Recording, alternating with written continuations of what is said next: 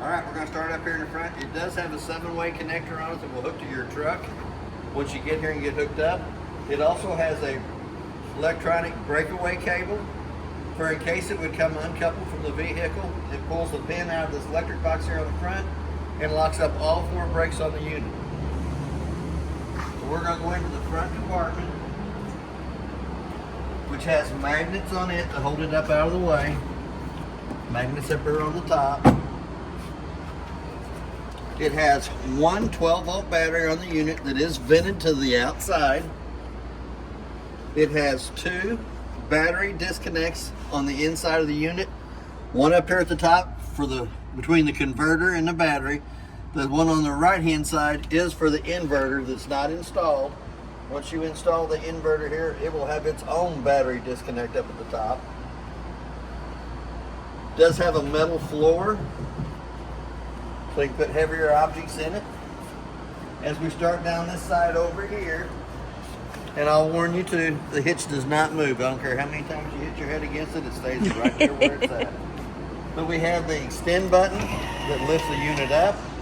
The retract button that brings the unit back down is on the off door side, that you can also see the pin from this. We're going to go into the battery box, propane box next. It has 2 propane cylinders on it. This one here is already on. It does have a gas regulator up here. Shows you green inside the eye. As soon as this bottle would come up empty, it's going to turn red inside that eye. And then all you have to do, it has a little flip lever up on top that you flip to the other side, and then you'll work off the bottle on the other side of the unit. But since it was PDI'd on this side, we're going to leave it over here to this bottle. Still going to show you red inside the eye that the bottle it's pointed to is empty, but it will automatically pick up from the other cylinder on the other side if the valve on the top is already opened up. I'm going to go into the big through compartment, and they all got magnets on them to hold the doors up. It has a 50 amp power cord that is 30 foot long that will make a connection in the very back of the unit. It also has a port spray connection that's right here to the side. Does have the 2 little tabs on the side of it. Has to go into the 2 tabs there and turns backwards, but it will give you water to the outside of the unit on this side over here. Doesn't have the pump on. So we're going to come back into the water fill compartment.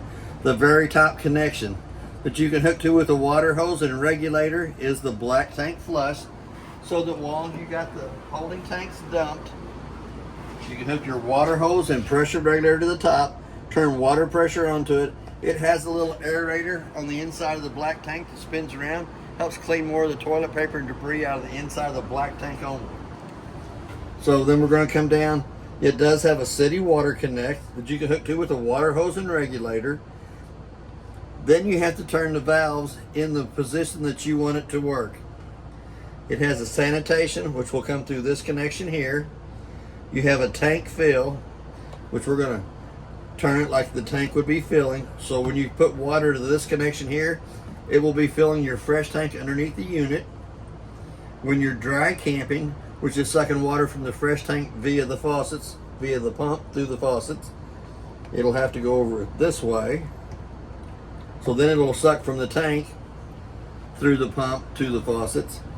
Then you have your city water connect down here at the bottom that you'll turn both of them sideways. Hook your water hose and regulator to this. Once you turn water pressure onto it, it'll have water going to the faucets.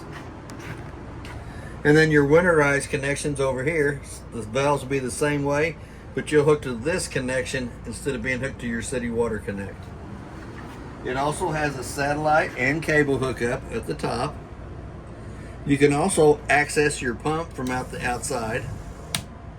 And the pump is right in behind that hidden panel right there, so if you ever have to access it, it does have a hole in the bottom of the compartment so you can bring your water hose up and your park cable hookup or your satellite hookups through the bottom so that you can leave the big door shut. You just want to remember to put the little round center cap back in it, and it is marked which way is open and which way is closed on it.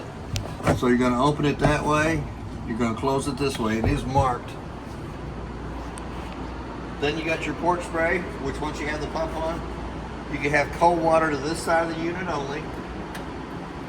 We're going to go into the Suburban on-demand water heater. It has a switch on the outside that has to be in the I position for the controls on the inside to work. The Suburban on-demand water heater also has to have antifreeze in it in the wintertime so that it doesn't pop the copper coils on the inside of it. Termination valves down here at the bottom. The first gray valve is for the bathroom sink and shower water.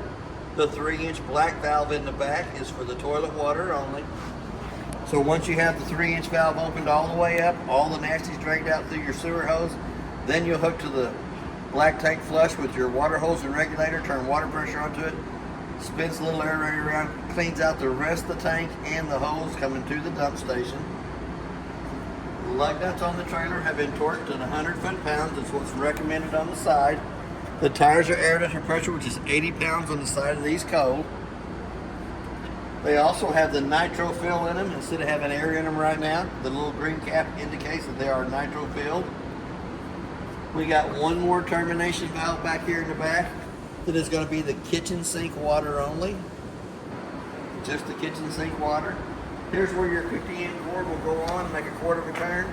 It's hooked up with the shock cord for right now so that we have power on the inside of it. It is also prepped with a Lippert extendable ladder at the top for going up and checking the roof. You have to buy the ladder separate, but it is prepped for it. It is also prepped for a Furrion backup camera. It also has the 2-inch receiver at the bottom. Here again, the compartment has a magnet to hold it up, but it does have a pretty good sized compartment here in the back. It's about a 4x4 square. And you can store a lot of stuff back there in that. So we're going to go around the corner. We do have the doggy leash on the side that you can hook the doggy to so he can't get away. Where we have an electric switch down here at the bottom that pulls your stabilizer jacks down. And they're stabilizer jacks only. They're not leveling from side to side. They just stabilize the unit while you walk through the center of it. Sometimes one of the jacks will come down till it hits the ground, then the other one will come down. And then you put a little even pressure on both of them. Remember, it won't level from side to side, it just stabilizes.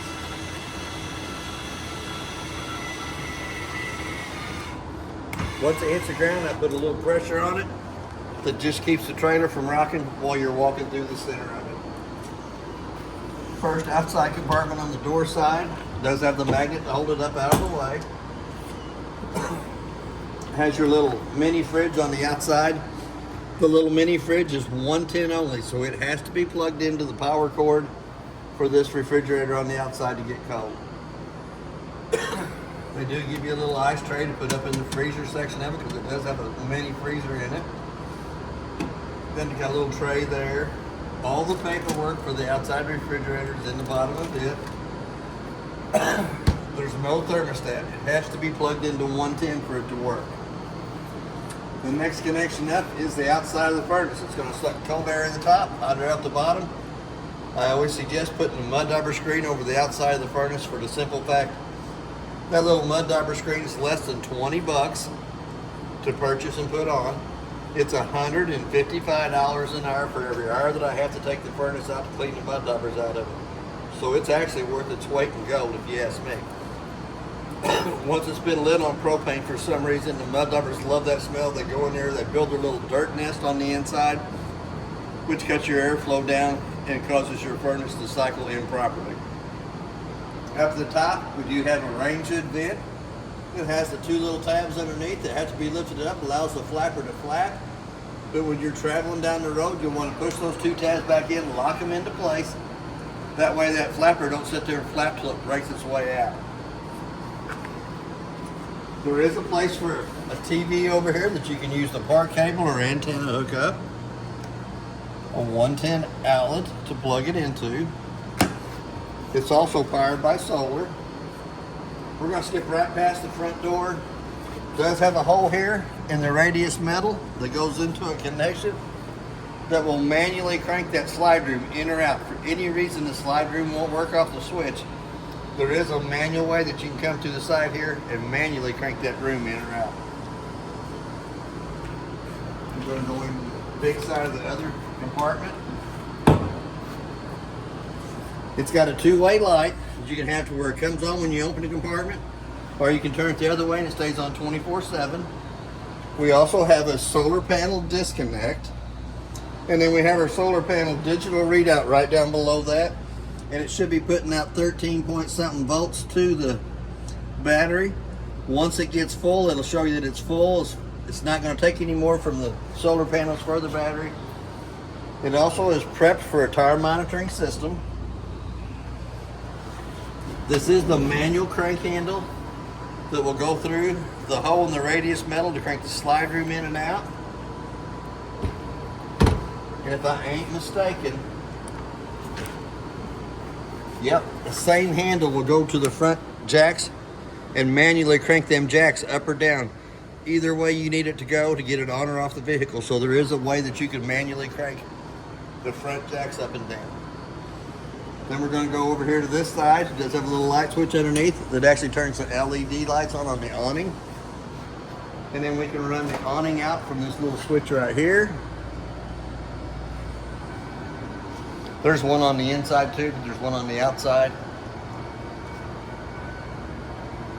So we're going to run it out till the skirt hangs down, or till it gets too close to the wall.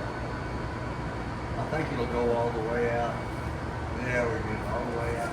The skirt's going to hang straight up and down. Then it has a pinch point on each one of the arms that you can pull down against. That would put the pitch of the rain coming off this corner here, or put it on the back, pull down on the bottom bar, which would put the pitch of the rain going off that end of the awning, so that you can leave it out while it's sprinkling. It's always good if it's going to really storm to put them up. It is one of the most expensive parts that you'll put back onto the unit if you leave it out and the wind catches it, because it acts like a parachute. Wind will come underneath, push up on it. It usually pulls the bottom of the legs loose from the unit, flips it up over the top of the unit by the lines on the motor, and then it usually takes out one of your air conditioner covers or skylight. So it is one of the most expensive parts that you'll put on it if it tears up. So my theory is, if I'm not using it, I put it up. It's just a push of the button, rolls right back up within about a minute's time.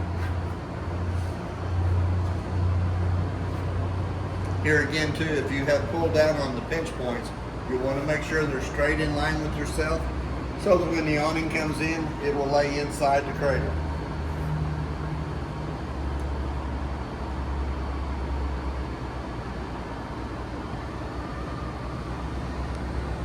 Goes in pretty fast. Goes in pretty good. But that is one of the most expensive parts you'll put back onto the unit if you leave it out in a windstorm. So I'm not going to close up the compartment doors. I'm going to go back to the front door. We're going to open up the front door all the way. I'm going to show you a little neat feature on the door too. It has a shade in the window on the door that you can open it up and you can see out and they can see in. But it also has a shade that you can pull all the way up so they can't see you from the outside looking out of it. A little slider over the door. We're going to come back to the steps. We're going to grab hold of the center.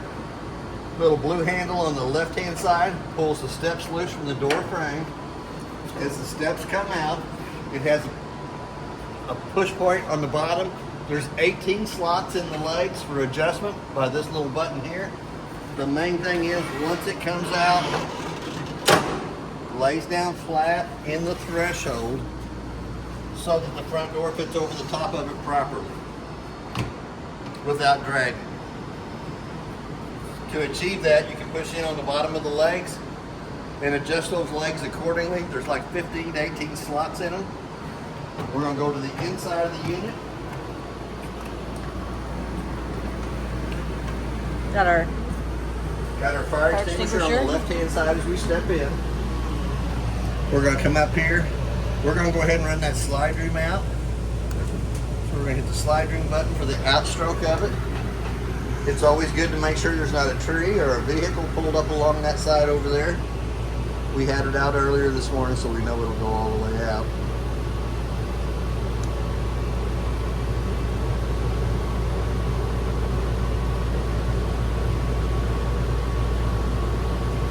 Makes it so much more roomier in the living and kitchen area. Excuse me, we're gonna go all the way to the top.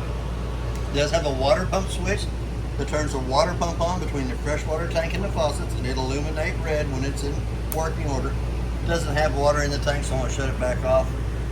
You push your fresh tank button, all you got does, it's got 2/3 of a tank of water in it. Here again, I know why it does, so we're gonna go ahead and turn that button back on. I'm going to show you that there's 2/3 of a tank of water in it. Your battery's fully charged. To get an accurate reading of the battery, have the 110 line unplugged and then push your battery button, and then it'll show you the exact voltage that's in the battery. Your black tank 1 is the toilet water. It's showing you that it's empty. And as we fill it up, I'll come here and push that button and I'll watch it fill up 1/3, 2/3 full.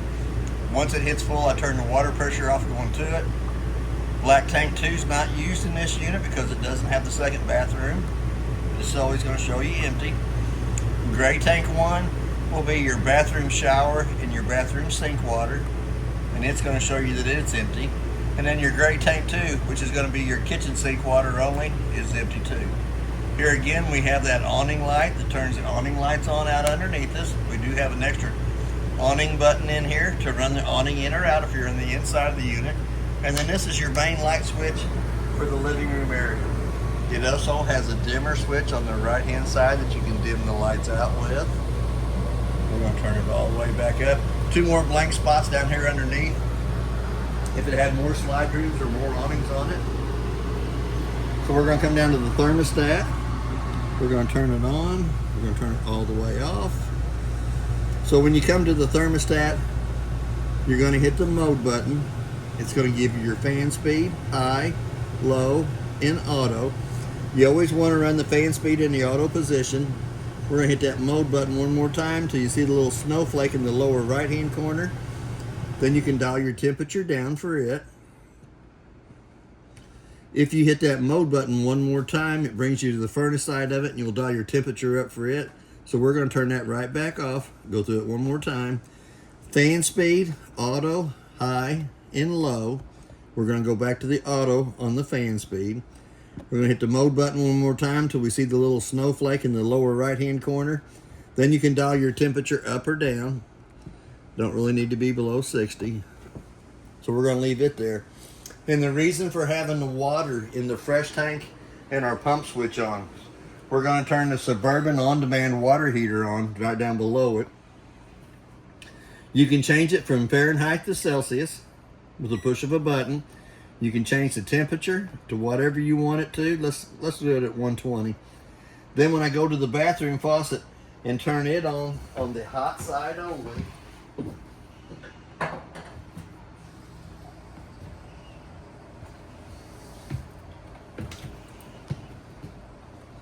here again, I'm going to have to go out to the water fill compartment.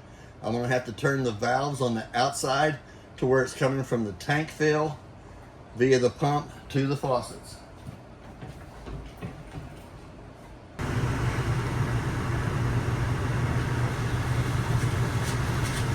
Now we got the faucet going in the bathroom. On the Suburban on-demand digital readout, it's going to show you a little sprinkler on the left-hand side showing you got water coming through the faucet. It's got a little fan on the inside that shows you there is water circulating through the Suburban on-demand water heater, and a little flame on the right-hand side that indicates that it is lit and it is warming your temperature up in your water. And as you can see, it's already starting to come up. We'll let it run for a minute. It should get up to the temperature we had it set was 120. There we go. Now it should maintain that temperature the whole time you're taking a shower. A lot of people's in between 106 and 109 on their temperature. But when you're taking your shower, you'll use the hot side of the water only, not using the cold. You'll set this digital readout for the temperature of the water that is best suited for you. And it'll keep running continuously like that. Keep the water at that temperature you have it set to. Let's go down to 106, which is where a lot of people is, or 105. Now it's going to get down to the 105 temperature, and it'll stay at it the whole time the faucet's in on the hot position. Not too bad. So I'm going to go back up here in the bathroom and I'm going to turn the hot side of the faucet on. Then the little sprinkler goes off first. The little circulation fan in the center is going to run for a minute, but the flame on the right hand side's already went off.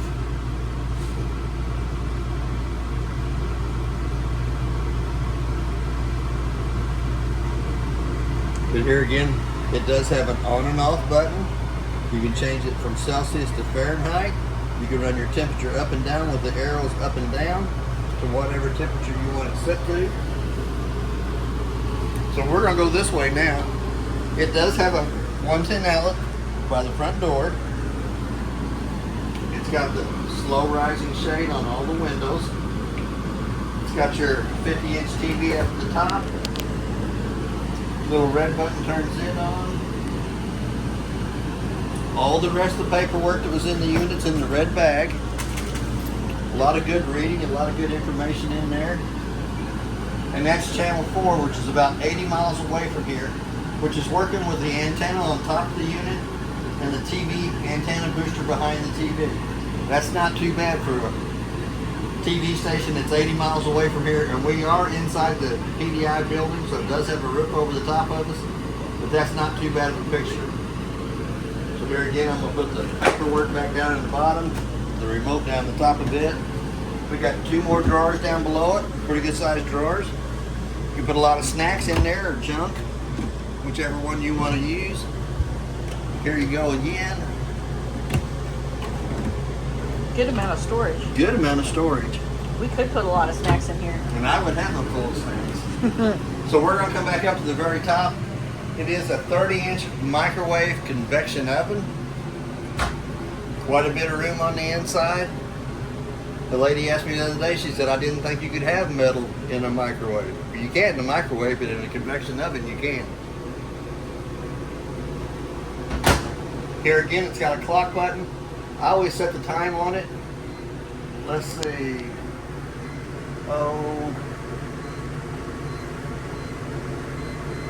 Say it's 1 o'clock. Hit the clock button again to the 2 center eyes is flashing. We're going to come down to the glass stove top, which it does have a warning on it. Stove top cover must be lifted up. You can't light the burners with the glass stove top down. Glad to see them putting that on there here lately. So we're going to come down to the button. We're going to turn it to where it says pilot light. We're going to light the pilot light, let it run for just about a minute, which warms the thermocoupler up right beside it. These light quickly.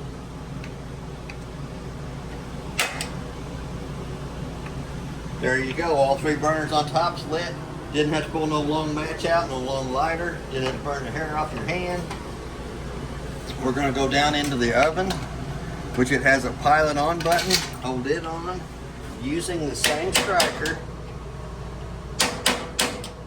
on the left hand side to light the oven. There we go. We're going to let that pilot burn for about a minute, which heats the thermocoupler up right above it. Once the thermocoupler gets up to temperature, then we can turn the gas valve on. Nope, it just went out. Let me try it again.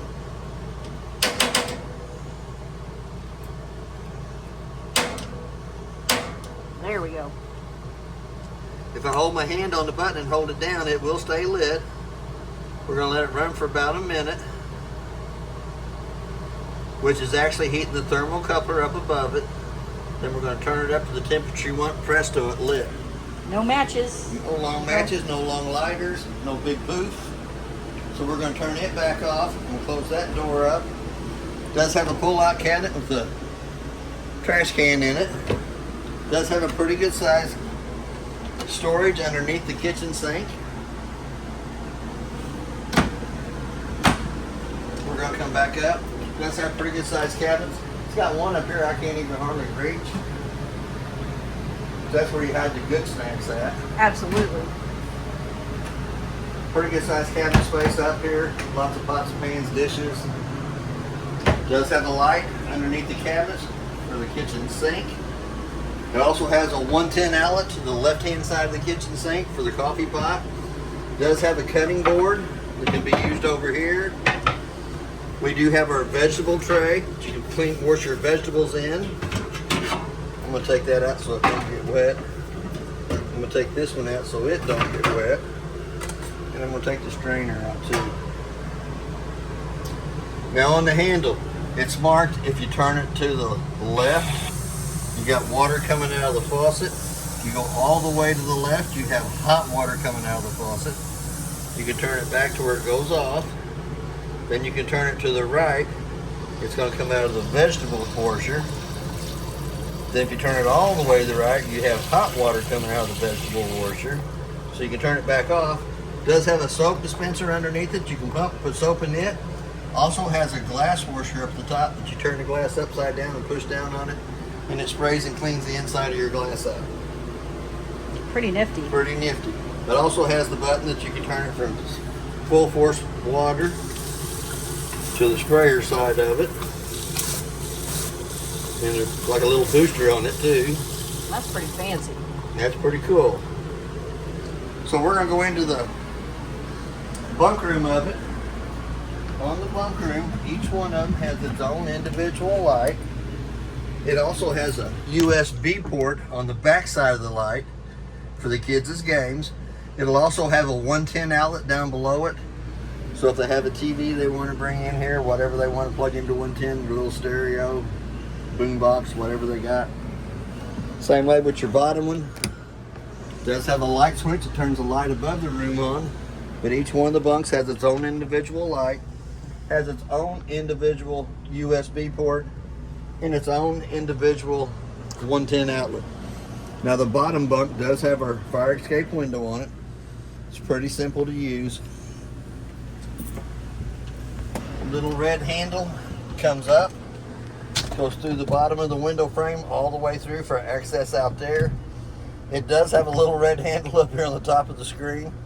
Did you grab a hold of this screen handle, pull the screens loose, lift the handle up, goes all the way through the bottom of the window for access to the outside. It also has the slow raising shades so that you can black it out so nobody can see you in the bottom bunk at night.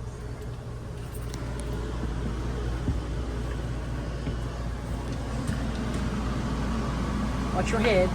Yep. Here again, we're going to come out. It does have a privacy door between the bunk room and the kitchen that has to be strapped in during travel. We're going to come down. It does have a working LP detector. It's going to give you that annoying little sound.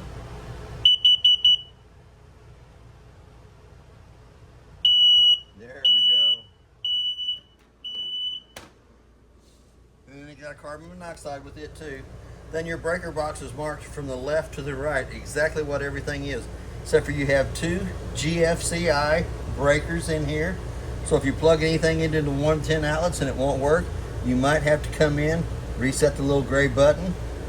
But they are marked here on the bottom exactly what they are with your main being in the center. All your 12-volt fuses are on the right-hand side. And on the right-hand side of all them 12-volt fuses, there is a little red light.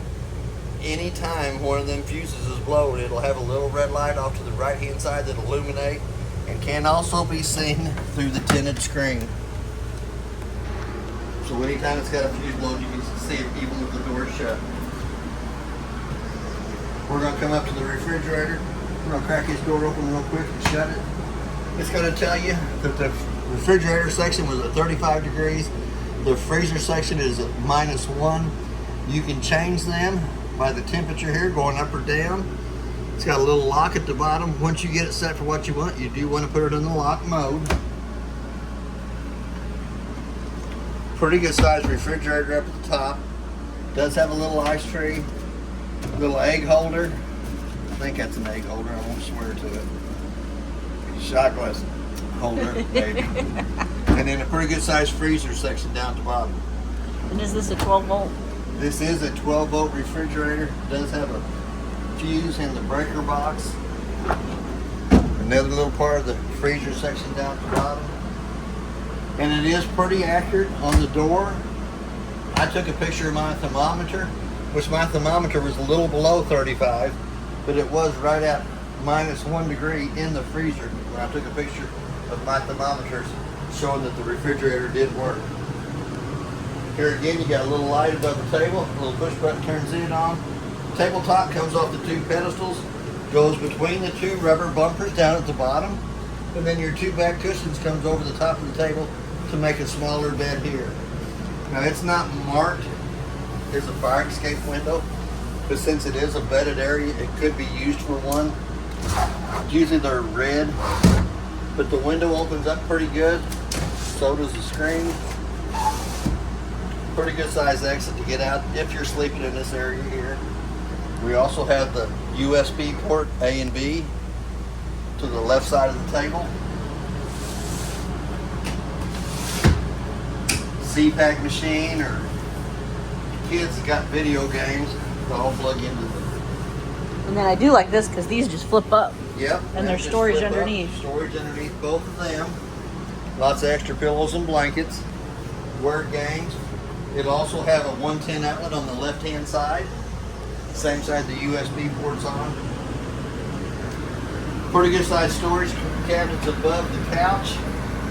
Pretty good sized shelf to put all your trophies.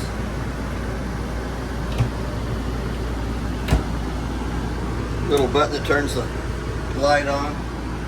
We're gonna peel the 2 back cushions off of the couch. A lot of people don't see this, but in the video, we're going to show you how the couch sets up. 2 legs on the side, pulls, lets it fold out, and then we're going to go back to the very top. We're going to pull down on the top so it makes the head of the bed. Memory foam, so it is pretty comfortable. I don't get to spend a whole lot of time on it, but I will fold it out and lay on it. Here, again, Make sure it works. Yep, make sure it works. We're going to fold the legs back up. It's better than the old hide-a-beds. Oh yeah. It's got the bar in the middle of your back. Memory foam is the way to go. Yeah, for sure. So we're going to go up into the master bathroom. We're going to turn the light on the right-hand side. It has a 110 outlet to the right-hand side of the bathroom sink. A pretty good size medicine cabinet up here at the top. Oh yeah. 3 shelves in it. We're going to go all the way up to the very tip top. We're going to take the knurl knob and crank it up. Little black button turns the fan on for pulling moisture out of the bathroom. That's not what my grandson says, but that's the cleanest I can keep it. Lid comes up on the toilet. It does have a single foot flush on the right hand side. Push down on the pedal, fills with water. Push all the way down, fills and dumps. Does have a heat vent behind the toilet that brings heat up when it's cold. Does have a round vent in the ceiling that brings AC into the master bathroom. Here again on the faucet in the shower. Right side's the hot side of the water system. The right side's the cold side of the water system. The left side's the hot side of the water system.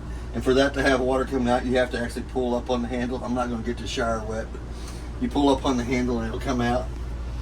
When you're using the Suburban on-demand water heater, find out what temperature you like the best. Set the digital readout for that. Pull it to the hot side of the water system and just turn the hot water on only. That way you got the hot water coming down to you and you're not fighting the hot and cold side of the faucet. It'll bring it to the temperature that you like. A lot of people's around 106 degrees. You don't want 120 because it'd be scalding. Mine's 105 in the summer, 107 in cold weather.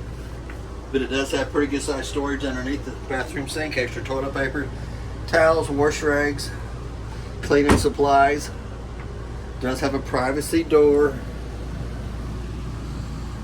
If I can get the snap loose, can't get my old hands to work. for privacy in the bathroom. Hello there. But you do want to snap it back down in place when you're in travel, going down the road, so don't sit there and slam back and forth. It does have a curtain in the shower, keep water from coming out in here. Now we're going to go into the master bedroom. It does have a light switch on the wall that turns the strip of lights across the top of us on. We have our second thermostat, which we're going to turn it on. We're going to go through our fan speeds, high, low, back to auto. We're going to come here, hit the little snowflake in the right hand corner, and we're going to dial our temperature down. And it looks like it's flipped over to Celsius instead of being Fahrenheit, so we're going to hold down on both of the buttons.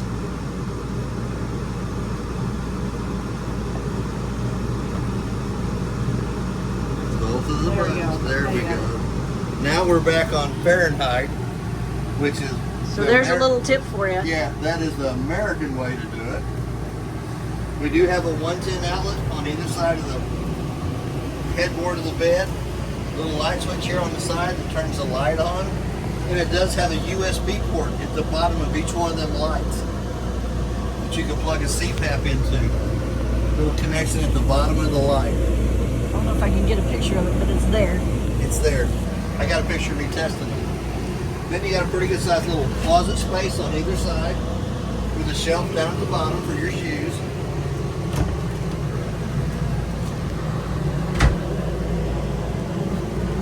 It does have the quick cool down on the air conditioner, lets all the cold air come down into here, but you can shut that back off and it goes to the round vents in the ceiling.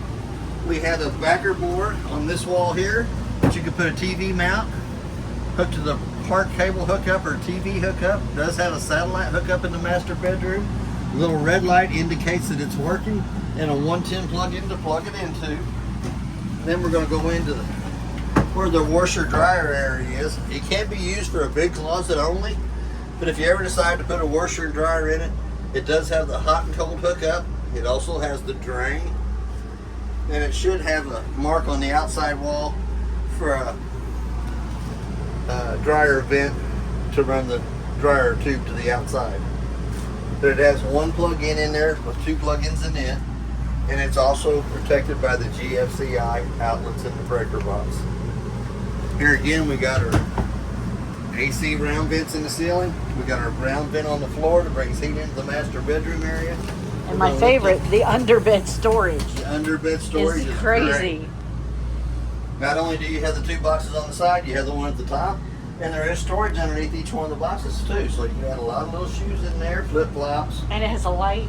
It has a light that comes on automatically on the bed, and a handle to lift the bed up. I always grab a hold of the wood. It has the strut assist, so you don't have to hold it up. That you don't have to hold it up unless you put the heavier mattress on it. Right. You put a heavier mattress on it, you might have to help it up a little bit more. But that is basically everything on your unit. If you have any questions, I'll try to answer them the best that I can. And thank you for your time.